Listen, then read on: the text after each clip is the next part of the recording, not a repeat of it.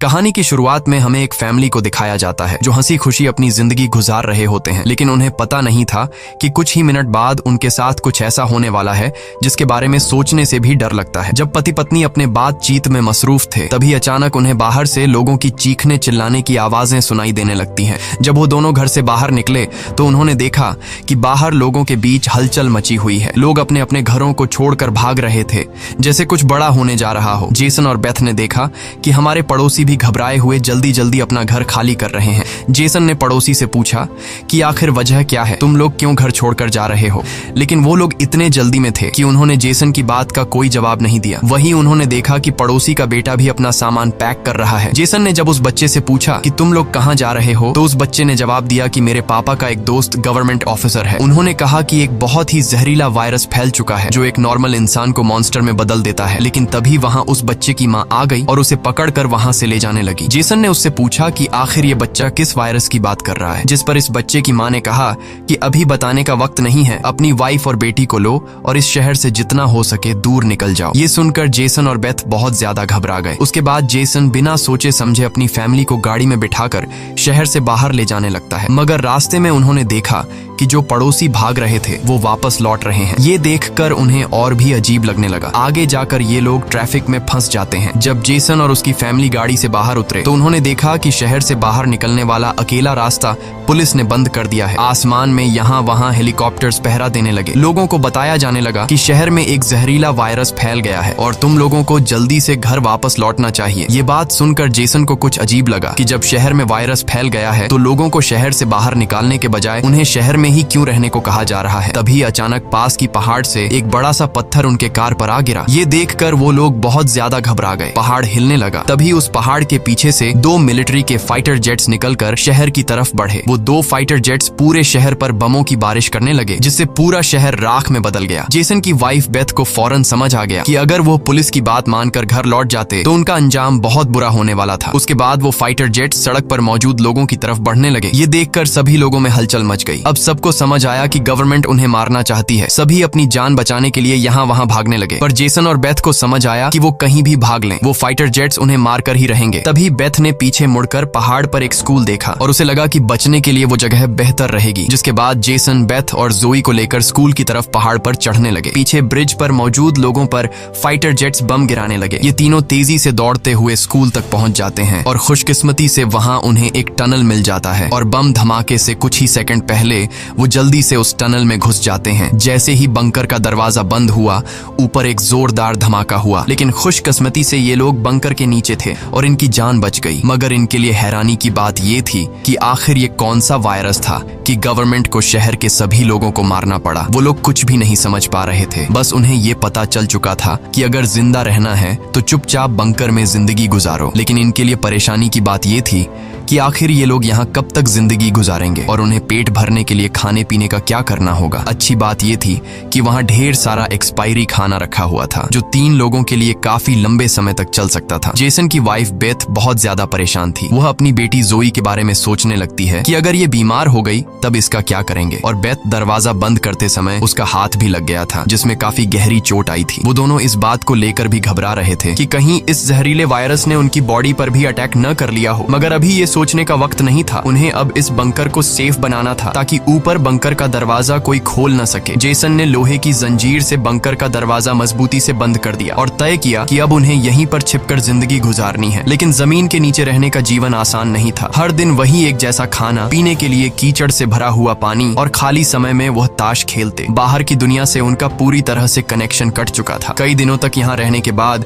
वो लोग बहुत ज्यादा इस बंकर में तंग हो चुके थे। लेकिन वो क्या करते, अगर ऊपर जाते तो उनकी जान नहीं बच पाती। इस जीवन ने जेसन के परिवार को मानो इस दुनिया के अंत का एहसास दिलाया। जोई ने अपने पापा से पूछा, पापा हम यहाँ कब तक रहेंगे? जेसन के पास इस बात का कोई जवाब नहीं था। उसने अपनी बेटी से बस यही कहा, जब बाहर वायरस चला जाएगा तभी हम बाहर जाएंगे। वो अपनी बेटी की आंखों पर उंगलियां रखकर बाहर की दुनिया उससे इमेजिन करवाता है। इस तरह से दिन गुजरते गए और फिर महीने। उन्हें नहीं पता था कि बाहर निकलने के इंतजार में उन्हें यहाँ इस बंकर में 300 से भी ज्यादा दिन गुजर चुके हैं। जोई अपनी माँ की बनाई हुई पेरिस्कोप से बाहर की दुनिया को देखती है है। बाहर चारों ओर बस तबाही का मंजर नजर आ रहा था, जैसे ये पूरी दुनिया जलकर राख हो गई हो। वहाँ किसी भी इंसान का नामो निशान तक नहीं था। ये सब देखकर उस छोटी बच्ची को लगने लगा कि शायद हम इस दुनिया के आखिरी बचे हुए लोग हैं। माँ ने उसे दिलासा दिया कि तुम ऐसा मत सोचो, शायद तुम्हारे दोस्त भी हमारी तरह कहीं छुपे हुए हों। अब रात हो चुकी थी और डिनर का समय हो चुका था। उनके पास अब खाना भी कम बचा हुआ था, इसीलिए वो तीनों थोड़ा सा खाना खाकर काम चला रहे थे। लेकिन आज जोए की जिद पर उसे पूरा एक कैन का डिब्बा दिया गया। जोए ने जब टिन का डिब्बा खोला तो उसने देखा कि टिन का डिब्बा अंदर से खाली है। इस डिब्बे के पीछे की तरफ एक छोटा सा छेद था, शायद कोई चीज इसमें से खाना चुरा गई थी। बेथ ने सारी बची हुई डिब्बों की जांच की तो पता लगा कि पूरे 12 डिब्बे खाली थे। ये देखकर वो बहुत ज्यादा परेशान हुए, क्योंकि ये तो उनके 2 हफ्तों का राशन था। बेथ ने वेंटिलेशन जाली की तरफ देखा और अंदाजा लगाया कि शायद कोई चूहा अंदर आकर खाना ले गया। बेथ ने कहा कि अगर ये चूहा है तो इसे जल्द मारना पड़ेगा, नहीं तो ये हमारा सारा खाना बर्बाद कर देगा। बेटी के उदास चेहरे को देख जेसन ने उसे दिलासा दिया कि छोटी छोटी बातों से परेशान मत हो, अगर खाना खत्म हो भी गया तो मैं ऊपर जाकर कुछ सामान ले आऊंगा। अगले दिन जब जोई अपनी माँ के साथ ब्लॉक्स में खेल रही थी तभी पीछे से हल्की सी आवाज आई। जोई ने जब पीछे मुड़कर देखा तो एक चूहा फिर से टिन फूड चुराने घुस आया था। इससे पहले कि वो चूहा भाग जाता, जोई ने फौरन अपने पेरेंट्स को बुलाया। आज उन्हें इस चूहे को हर हाल में मारना था। जेसन गुस्से में चाकू निकालकर उसे टुकड़े टुकड़े करने के लिए आगे बढ़ा, लेकिन वो छोटा सा चूहा बहुत तेज निकला। वो जेसन के वार से खुद को बचाते हुए निकल भागा और टेबल पर रखी लालटीन को भी गिरा दिया। जैसे ही वो अपने बिल में घुसने वाला था तभी बेथ ने अचानक झपटा मारा और चूहे को मार दिया। वो सब चूहे को मारने की खुशी मना रहे थे कि दूसरी तरफ लालटीन के गिरने से धीरे धीरे आग बढ़ने लगी। जेसन दौड़कर उस लालटेन को बंद करने लगा, लेकिन वो लालटेन बहुत गर्म था, जिससे जेसन का हाथ जल गया और लालटीन का शीशा फटने पर पूरे टेबल में आग लग गई। बेथ ने पर्दा फाड़कर आग बुझाने की कोशिश की। जेसन ने नल से आधी बाल्टी पानी निकालकर उस आग पर डाला। जैसे तैसे करके उन दोनों ने उस आग को बुझा लिया, लेकिन खतरा अभी टला नहीं, बल्कि अब उनके लिए और भी मुश्किल बढ़ने वाली थी, क्योंकि आग तो वो लोग बुझा चुके थे, मगर आग से निकलने वाले धुएं ने पूरे बंकर को धुएं से भर दिया था और वह धुआं धीरे धीरे वेंटिलेशन जाली से ऊपर की तरफ निकल रहा था। ये देखकर वो सब घबरा गए, क्योंकि ये धुआं उनका वहां होने का ठिकाना जाहिर कर रहा था। अब सब लोग सांस रोककर बैठे थे। जेसन ने कहा कि शायद रात का अंधेरा धुएं को छुपा लेगा और किसी को हमारे ठिकाने के बारे में पता नहीं चल पाएगा। वो तीनों डर के साए में पूरी रात जागते रहे। अगली सुबह उन्होंने खुद के तसल्ली के लिए पेरिस्कोप से बाहर झांक कर देखा तो उनके पैरों तले जमीन खिसक गई। उन्होंने देखा कि बाहर तो पूरा धुएं का गुब्बार उठा हुआ था। ये देखकर उन लोगों की बेचैनी बढ़ने लगी। उन्हें पूरा यकीन हो गया था कि उनके ठिकाने का राज खुल चुका है। तभी बीत ने कहा कि अगर धुआं उठा है तो उस पास राख भी जमा हुआ होगा, जिसकी जांचबीन करते हुए हमारे ठिकाने का पता चल सकता है। इसीलिए अब हमें राख की सफाई करनी होगी। जिसके बाद पति पत्नी ने बाहर जाकर सफाई करने का फैसला किया। जाने से पहले जेसन ने अपनी बेटी जोए से कहा कि जोए, मुझे प्रॉमिस करो कि बाहर से चाहे तुम्हें आवाज आए या फिर कुछ भी हो जाए, बस तुम्हें बाहर नहीं निकलना है। बेटी से वादा लेने के बाद उन्होंने दरवाजे की जंजीर खोली, बाहर की आवाजों को ध्यान से सुना और जब यकीन हुआ कि बाहर कोई भी नहीं है तब दोनों ने मिलकर बंकर का दरवाजा खोला और बाहर निकल गए। अब उनकी बेटी अकेली अंदर रह गई। वो अपने पेरेंट्स का इंतजार कर रही थी, लेकिन बहुत देर तक इंतजार करने के बाद भी जब उसके माता पिता वापस नहीं आए तो उसने स्टूल पर चढ़कर दूरबीन से बाहर के हालात देखने लगी। जल्द ही उसने देखा कि उसके माता पिता बंकर के दरवाजे को छुपाने की कोशिश कर रहे थे, लेकिन तभी जोए ने कुछ ऐसा देखा जिससे उसकी सांसें गले में अटक गईं। उसने देखा कि दूर जंगल में एक काली परछाई तेजी से उनकी तरफ बढ़ रही है। बच्ची ने जोर से चिल्लाकर पापा को पीछे देखने को कहा, लेकिन दूरी बहुत ज्यादा थी। उसके माता पिता सुन ही नहीं पाए। घबराहट में बच्ची अपने डर को भूल गई और सीढ़ी पर चढ़कर बंकर से बाहर निकल आई। बाहर आते ही उसे एहसास हुआ कि उसके माता पिता अब वहां नहीं थे। बच्ची ने बेचैनी में जोर जोर से अपने माता पिता को पुकारना शुरू किया। तभी पीछे से अचानक उसका मुंह किसी ने दबोच लिया। ये कोई और नहीं बल्कि उसकी माँ थी। कुछ सेकंड्स बाद एक जंगली हिरण का झुंड तेजी से वहां से गुजरा। हालांकि वो तीनों बाल बाल बचे, लेकिन बीत का डर और ज्यादा बढ़ने लगा। इन हिरणों का इस तरह भागना जरूर किसी खतरनाक चीज से बचने की कोशिश थी।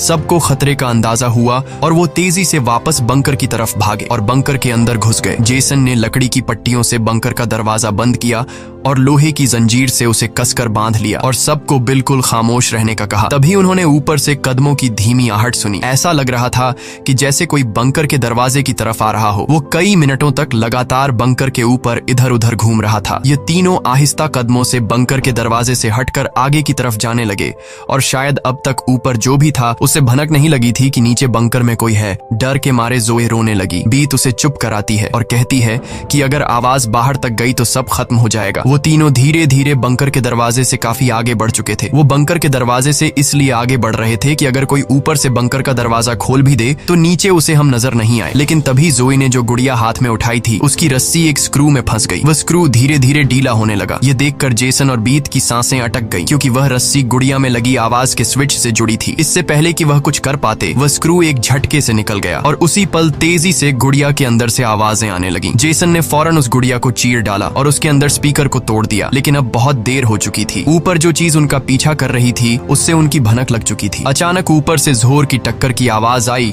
और फिर भारी कदमों की गूंज सीधा बंकर के दरवाजे के ऊपर रुक गई। उसने आखिरकार उनका ठिकाना ढूंढ ही लिया और उसे खोलने की कोशिश करने लगा। वह बंकर के ढक्कन को जोर से धकेल रहा था और जंजीरों से बंद होने के बावजूद खतरा साफ महसूस हो रहा था और ऊपर के राक्षस को पता चल चुका था कि जरूर नीचे कोई मौजूद है। हालांकि वह दरवाजा मजबूत जंजीरों से बंद था, लेकिन उस चीज की भयानक ताकत के सामने वह जंजीरें एक एक करके टूटने लगी। यह देखकर जेसन को पता चल चुका था कि दरवाजा अब ज्यादा देर टिक नहीं पाएगा। इसलिए वो तेजी से अंदर भागा और वाटर पंप का पाइप उखाड़ने लगा। यहाँ बेथ ने भी हिम्मत दिखाई और सीढ़ी पर चढ़कर अपने शरीर का वजन इस्तेमाल करते हुए चैन को खींचकर दरवाजा बंद रखने की कोशिश करने लगी। लेकिन फिर भी लोहे का ढक्कन धीरे धीरे खुलने लगा। तभी उसी वक्त दरवाजे के ऊपर एक काला साया नजर आया जिसकी आंखें एक बल्ब जैसी चमक रही थीं, जैसे उन तीनों की मौत ऊपर से उनको देख रही हो। जेसन ने बिना सोचे पाइप से उस पर हमला कर दिया जिससे वो पीछे गिर पड़ा। जेसन ने जल्दी से वो पाइप दरवाजे में फंसाकर दरवाजे को बंद कर दिया और वो चीज वहां से भाग जाती है। लेकिन जेसन का शरीर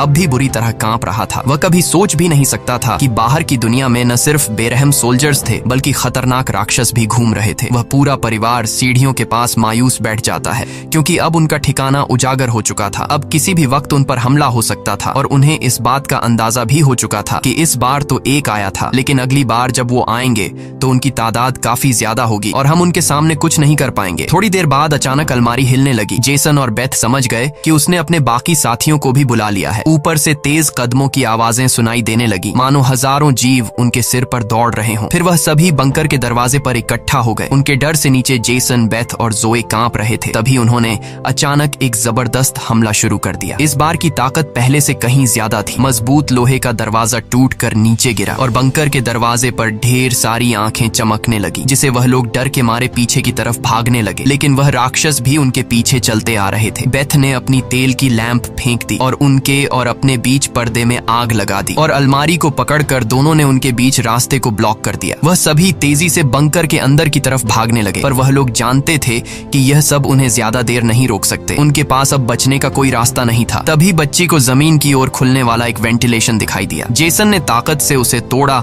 और पूरी जान लगाकर अपनी पत्नी और बेटी को बाहर की ओर धकेल दिया। लेकिन जब खुद बाहर निकलने की कोशिश की तो तंग जगह के कारण वह अटक गया। दूसरी तरफ राक्षस उसकी ओर बढ़ रहे थे। अब जैसे तैसे करके जेसन को यहाँ से निकलना था। उसे कोई दूसरा रास्ता नजर नहीं आया, इसलिए उसने अपने कंधे की हड्डी तोड़ डाली, जिससे वह दर्द से चीखने लगा। पर जल्दी से वह खुद को संभालकर वेंटिलेशन में घुस गया। बेथ बिना समय गवाए पूरी ताकत से जेसन को बाहर खींचने लगी। जेसन जैसे ही बाहर निकलने ही वाला था, तभी एक विशाल जीवी ने आकर जेसन के पैर को पकड़ लिया। जेसन समझ गया कि अब उसका बच पाना नामुमकिन है। अब भाग निकलने की कोई उम्मीद नहीं थी। जेसन ने अपनी पत्नी से आंखें मिलाते हुए कहा कि जो भी हो जाए जोए को कुछ नहीं होने देना, और अगले ही पल वह राक्षस उसे बंकर में खींच लेता है। लेकिन जेसन बंकर में राक्षस से डरने के बजाय उनसे कहता है कि आओ देखता हूँ तुम में कितना दम है। बेथ और जोए ने जब नीचे देखा तो बंकर में से तेज चीखने की आवाजें आ रही थीं। बेथ समझ गई कि उसका पति उन्हें भागने का समय देने के लिए लड़ रहा है। वह दर्द में भी अपनी बेटी को लेकर वहां से निकल पड़ी और राक्षस से बचते हुए वह काफी दूर आए। लेकिन भागते भागते उन्हें कुछ अजीब महसूस हुआ। उन्होंने देखा कि जो हाईवे बाहर की दुनिया तक खुलता था, अब वहां ऊंची दीवार खड़ी थी, यानी अब इस शहर से कोई भी बाहर नहीं निकल सकता है। तभी वहां हेलीकॉप्टर दूर से उड़ता हुआ आया। जब बेथ ने पीछे मुड़कर देखा तो वह एक आर्मी हेलीकॉप्टर था। वह हेलीकॉप्टर तेजी से उनके पास आकर उन पर अपनी तेज स्पॉटलाइट चमकाई। ये दोनों जैसे ही वहां से भागने वाले थे, तभी ऊपर से उन पर एक बड़ा जाल आ गिरा, जिसमें ये दोनों फंस गए। वह दोनों हर एक संभव तरीके से जाल से खुद को छुड़ाने की कोशिश करने लगी, लेकिन जाल ने इन दोनों को बुरी तरह से जकड़ लिया था। बेथ ने जाल की जाली के बीच से देखा कि कुछ हरी आंखों वाले काले साए उनके पास आ रहे हैं। तभी यहाँ हमें कहानी का असल राज मालूम हुआ। ये जो बंदूक थामे पीली आंखों वाले लोग, जिसे हम राक्षस समझ रहे थे, ये असल में कोई एलियन या फिर वायरस से इन्फेक्टेड लोग नहीं थे, बल्कि ये तो मिलिट्री के सोल्जर्स थे जो गैस मास्क और नाइट विजन ग्लासेस लगाए हुए थे, वही आंखें जिसकी पीली चमक उन्हें किसी दूसरी दुनिया का दिखा रही थी। लेकिन सवाल आता है कि आखिर आर्मी वाले इन लोगों के जान के दुश्मन क्यों बने हुए थे। ये सारा राज आपको आगे की थोड़ी सी बची हुई स्टोरी में मालूम पड़ जाएगा। अब बेथ और जोए दोनों इन सोल्जर्स के कंट्रोल में थे। इनमें से एक सोल्जर ने एक बड़ी सी इंजेक्शन निकाली और दोनों के गले में बारी बारी से चुभा दी। जब इनके ब्लड को टेस्ट किया गया तो पता लगा कि ये दोनों भी जहरीले वायरस से इन्फेक्टेड हैं, जिसका मतलब कि ये दोनों इस धरती के लिए एक खतरा हैं, यानी अब इन्हें मार दिया जाएगा। असल में जब वायरस पहली बार फैला था तभी इस छोटे से शहर के कई लोग इसकी चपेट में आ चुके थे। ये वायरस हवा से फैलता था और ये वायरस एक इंसान से दूसरे इंसान को बहुत ही जल्दी लग जाता। इन्फेक्टेड लोग खुद भी नहीं जानते थे कि वो बीमार हैं और गवर्नमेंट के पास इस वायरस को रोकने का कोई एंटीडोट नहीं था। इन्फेक्टेड लोगों को मारने के अलावा गवर्नमेंट के पास दूसरा कोई रास्ता नहीं था। बेथ रो रो कर कहती है कि प्लीज मेरी बच्ची को जाने दो। जब बेथ ने देखा कि ये सोल्जर्स उसकी छोटी बेटी को भी नहीं छोड़ने वाले तो वो पूरी तरह गुस्से में आ गई। उसके चेहरे पर काले निशान उभरने लगे, लेकिन इससे पहले कि वो कुछ कर पाती एक सोल्जर की गर्दन से खून का फव्वारा फूट पड़ा। वो कोई और नहीं बल्कि मौत से लौट कर आया जेसन था। दरअसल बंकर में जेसन मरा नहीं बल्कि वहां वो खुद पर कंट्रोल खोकर वहां सभी सोल्जर्स को मार डाला। उस वक्त वो बहुत ज्यादा गुस्से में था। चेहरे पर काले निशान और आंखें गुस्से से लाल थीं और उसके जिस्म की ताकत कई गुना बढ़ चुकी थी और साफ दिख रहा था कि वो अब पहले वाला जेसन नहीं बल्कि वह एक अलग रूप में दिखाई दे रहा था। वो सोल्जर्स पर झपट झपट कर उन्हें मारने लगा, लेकिन वह गर्म हथियारों की गोलियों को नहीं रोक पाया और जमीन पर गिर गया। जब वो सोल्जर बेथ और जोई की तरफ बढ़े तो वह दोनों जाल तोड़कर भाग चुकी थीं। सोल्जर्स उन्हें यहाँ वहां ढूंढने लगे, लेकिन उन्हें ये अंदाजा नहीं था कि बेथ भी एक राक्षसी रूप में बदल चुकी थी। उसने जोई को एक कार के अंदर छुपा दिया और खुद उन सोल्जर्स से लड़ने लगी। उसने कई सोल्जर्स को मार गिराया और फिर खुद भी गोली लगने से कार की छत पर गिर पड़ी। अंधेरे में छुपी उसकी बेटी ने यह सब देख लिया। अपने माता पिता की हालत देखकर वह भी गुस्से में आकर अपना आपा खो बैठी। एक छलांग में उसने एक सोल्जर को गिराकर उसका मास्क तोड़ दिया और उसे मारने ही वाली थी कि बेथ ने समय रहते उसे रोक दिया। वो नहीं चाहती थी कि उसकी बेटी भी एक दरिंदा बन जाए। बेथ ने उसे शांत किया। धीरे धीरे लड़की की नसों की हरियाली गायब हो गई और वो फिर से इंसान में बदल गई। लेकिन सोल्जर की किस्मत इतनी अच्छी नहीं थी। उसका सेफ्टी मास्क टूट चुका था और वो धीरे धीरे वायरस से इन्फेक्टेड हो गया। दूसरी तरफ जेसन की हालत बहुत गंभीर थी। उसने बेटी के चेहरे को देखकर अपने हाथ की 2 उंगलियां उसकी आंखों से फेरी और जेसन ने हमेशा के लिए आंखें बंद कर लीं। उसी वक्त एक और हेलीकॉप्टर आ गया। बेथ अपनी बेटी को लेकर भागी। कबाड़ के ढेर से गुजरते हुए वो एक सुरंग में घुस गए। तभी वहां एक रोशनी उनकी आंखों पर पड़ी। देखने पर पता चला कि सामने वही पड़ोस का छोटा लड़का था जिसे हमने कहानी की शुरुआत में देखा था। फिर ये दोनों उसके पीछे चल पड़े। वो लड़का उन्हें एक गुफा जैसी टनल में ले पहुंचा जहां उस लड़के के माता पिता और भी कई सारे लोग छुपे हुए थे। असल में वहां उनके जैसे ही वायरस से इन्फेक्टेड लोग थे। जिंदा रहने के लिए वो सभी अंधेरे में चूहे जैसी जिंदगी गुजारने पर मजबूर थे। ये वायरस खतरनाक जरूर था लेकिन जानलेवा नहीं। ये वायरस इन्फेक्टेड इंसान के जिस्म पर तब ज्यादा जोर करता जब वो डर जाता या फिर गुस्से पर काबू नहीं रख पाता। लेकिन असल में उन लोगों ने खुद पर काबू पाना सीख लिया था। वो लोग शहर के सोल्जर्स को राक्षस समझते थे लेकिन असल में वो खुद राक्षस थे। इसी के साथ ये कहानी खत्म हो जाती है। अगर वीडियो आपको अच्छी लगी हो तो हमारे चैनल को सब्सक्राइब और वीडियो को लाइक जरूर कीजिएगा।